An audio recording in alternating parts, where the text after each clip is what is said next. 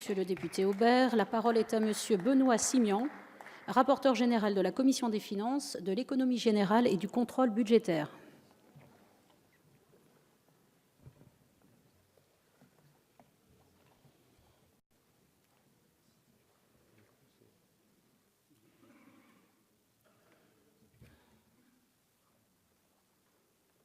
Madame la Présidente, Monsieur le Ministre, chers collègues, le budget 2018 acte le retour d'un État stratège en matière de transport, un État qui assume pleinement ses responsabilités.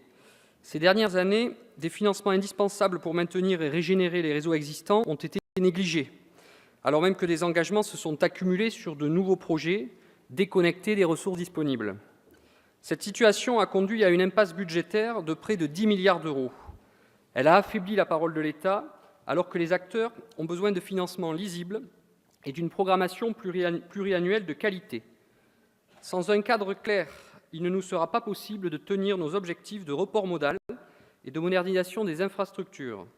C'est pourquoi, avec ma collègue Anne-Laure Cattelot, nous saluons le réexamen du périmètre des modalités de financement des transports menés avec les assises de la mobilité, notamment dans le cadre des travaux du Conseil d'orientation des infrastructures.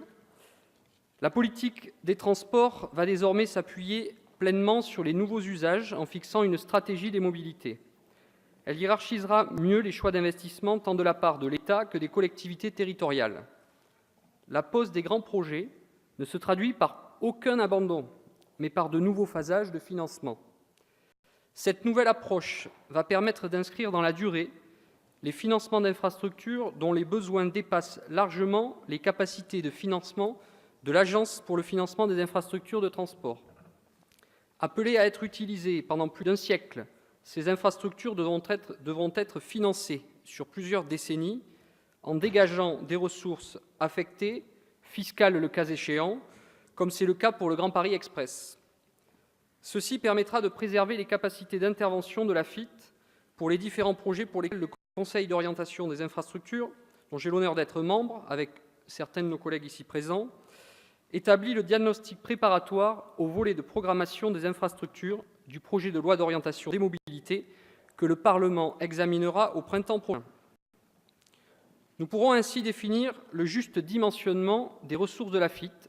Il faudra également que la loi fournisse de nouveaux outils de financement innovants de nos infrastructures. Le budget 2018 constitue donc une transition.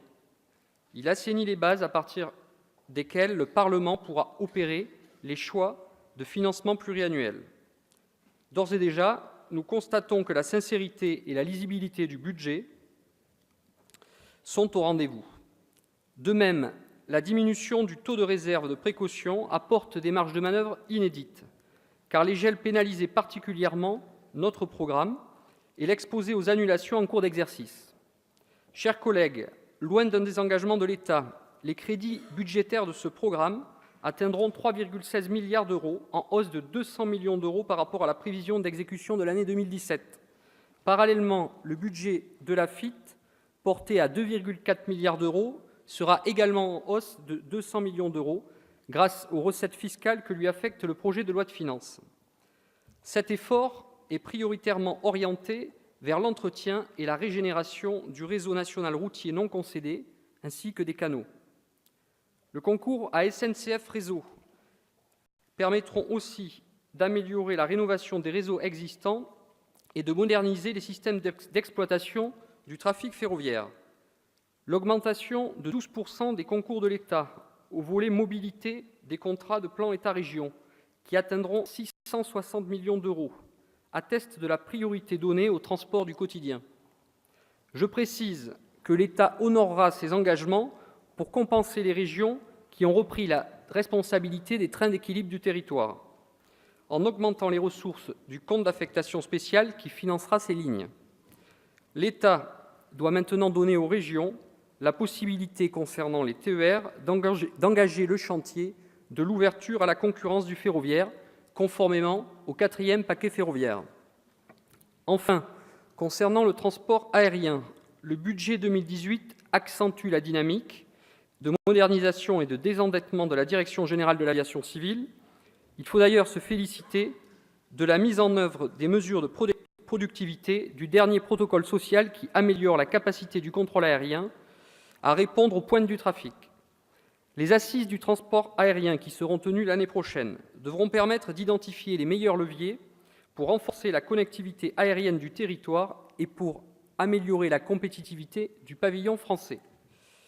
Sur ce sujet, à très brève échéance, nous pourrons tous nous féliciter du bouclage du financement de la ligne CDG Express, indispensable pour éviter la saturation de l'accès à l'aéroport Charles de Gaulle, comme le ministre pourra le confirmer. Je vous remercie.